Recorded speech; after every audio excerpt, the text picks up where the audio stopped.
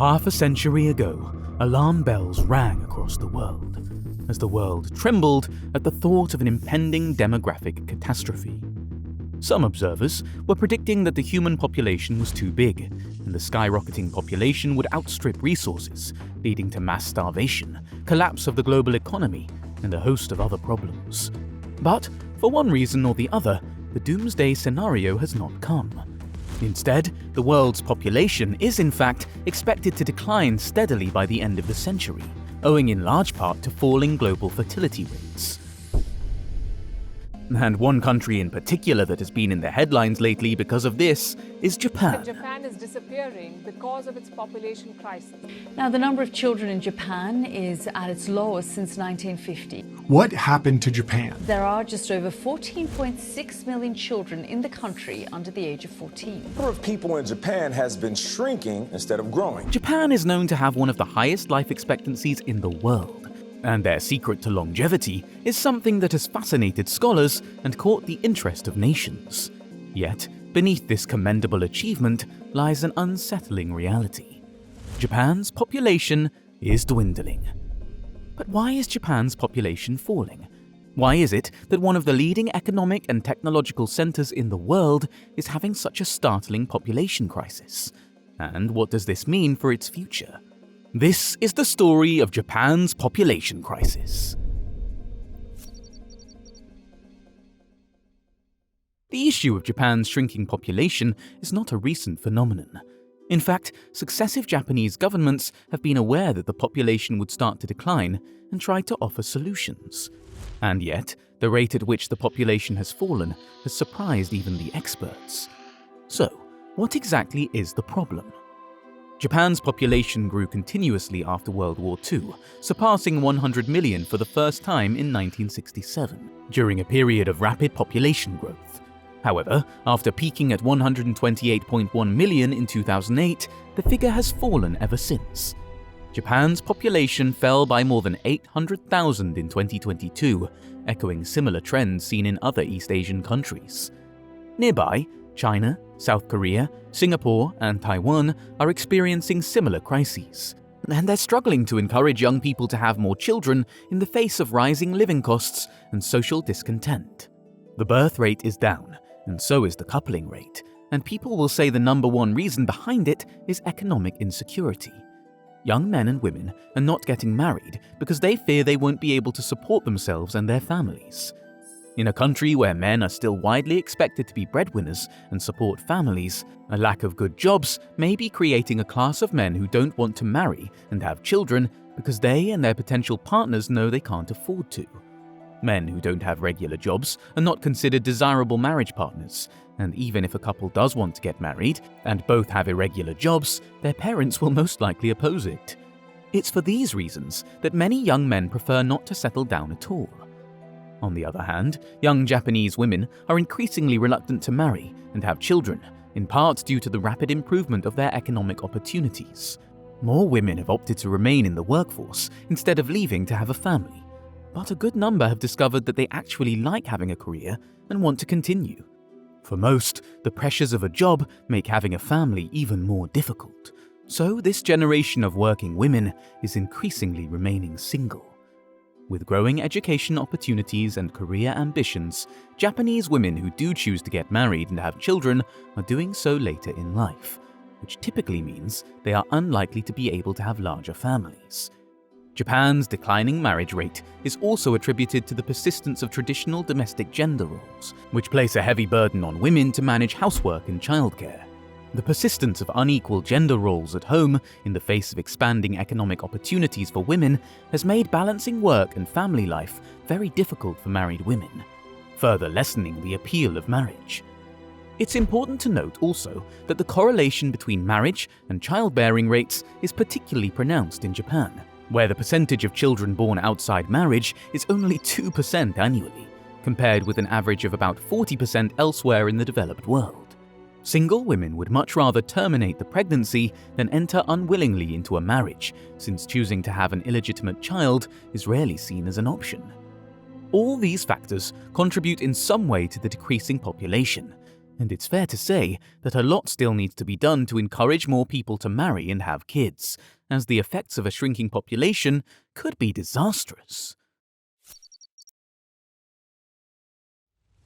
The facts about Japan's declining and aging population are well established, but the consequences are yet to be fully digested. Japan's aging population is already affecting nearly every aspect of society. More than half of all municipalities are designated as depopulated districts. Schools are closing, and more than 1.2 million small businesses have owners aged about 70 with no successor. When looked at from an economic perspective, aging and dwindling populations have a direct impact on a country's labor force and labor markets, particularly the size of the working age population. This will lead to reduced economic growth and the closure of certain services. Industrial development may also reduce, as there are fewer people available to innovate in the country's high-tech sector.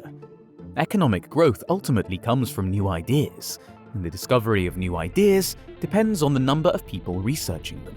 If the population began to decline, especially at the global level, it would mean fewer people are devoted to research and thus slower progress at a time when new technologies already seem to have become harder to find.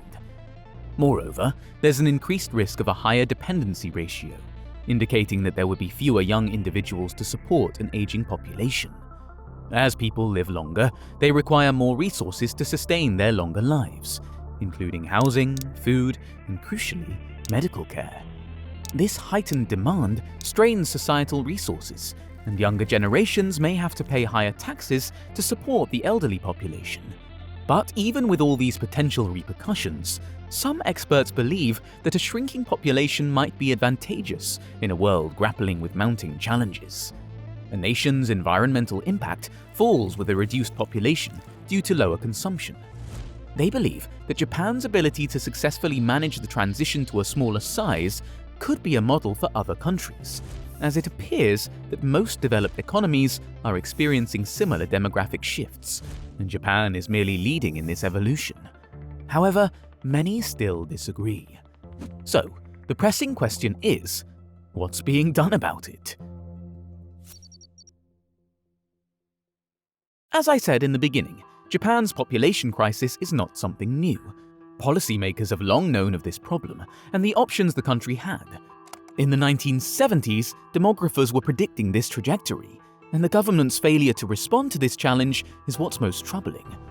But maybe this time's different. With the news of Japan's population decline becoming increasingly alarming, Japan's new Prime Minister, Fumio Kishida, has announced a series of measures to encourage more people to have children. Critics, however, are not entirely convinced by the latest proposals. They warn that the previous government had also tried to use spending to encourage a baby boom, but Japanese society has failed to respond. Some believe the government should dramatically increase welfare payments to families to help them raise their children and reduce the substantial costs of education, more so at the tertiary level. But will funding be effective? While the government is primarily addressing the economic facets of the issue, it remains to be seen whether the sizable budget allocated to tackle the problem will make a genuine difference. There are other factors that need to be considered, such as the falling number of marriages. People in Japan are typically getting married later in life and opting to have fewer children. In a bid to plug those gaps and balance the population, Japanese authorities in recent years have pushed for more foreign residents and workers, which is not an easy task in a highly homogeneous country with comparatively low levels of immigration. While looking into the population statistics, Japanese officials found that nearly 3 million more foreign residents were living in Japan from the previous year. The increase puts the number of foreigners in the Asian country at a record high. And yet, many Japanese are unwilling to seriously contemplate large-scale immigration as a way to solve the country's population problem and provide a stable supply of workers. In 2018, Japanese lawmakers approved a policy change proposed by former Prime Minister Shinzo Abe that created new visa categories to allow an estimated 340,000 foreign workers to take high-skilled and low-wage jobs. Then, in a major shift in 2021, the Japanese government said it was considering allowing foreigners in certain skilled jobs to remain in the country indefinitely.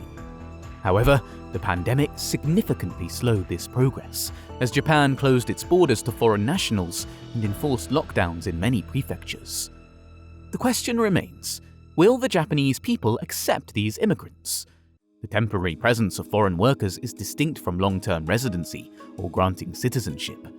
If there is reluctance to welcome them for extended periods, many may be discouraged from initially moving to Japan, especially as global competition for talent grows fiercer. Despite these initiatives, Japan's policies have yet to sufficiently increase the numbers needed to counteract the social and economic challenges posed by population decline and aging. What does this mean for the future of Japan? The alarming rate at which the Japanese population is declining has a lot of people concerned about the future of the nation. Japan's population, which was 126.2 million in 2020, is projected to drop below 100 million by 2056 and to 87 million by 2070, according to projections from the National Institute of Population and Social Security Research. Japan's experience illustrates the challenges of restoring fertility to the replacement level, especially in a country with a large population and a consistently low birth rate. It also seems impractical to counter Japan's rapid population decline by immediately and drastically increasing international migration through liberalized immigration policies. It's highly improbable that Japan will embrace substantial immigration levels. In this regard, Japan needs major cultural and institutional shifts before it can accept a large number of immigrants. So, what other options are there? The number of deaths in Japan is expected to rise in the next few decades, owing to increases in the elderly population. That means the country has no choice but to strengthen efforts to sustain and hopefully boost fertility. To do this, the country should help women and couples balance their work and family roles to lighten the heavy social and economic burdens associated with population decline. Japan's labor market needs to become more family-friendly, while gender roles at home must become less traditional. Even if policy efforts to make the workplace more family-friendly and the home more gender-equal fail to raise fertility and slow population decline, they will likely improve the well-being of Japanese families by improving the quality of family life.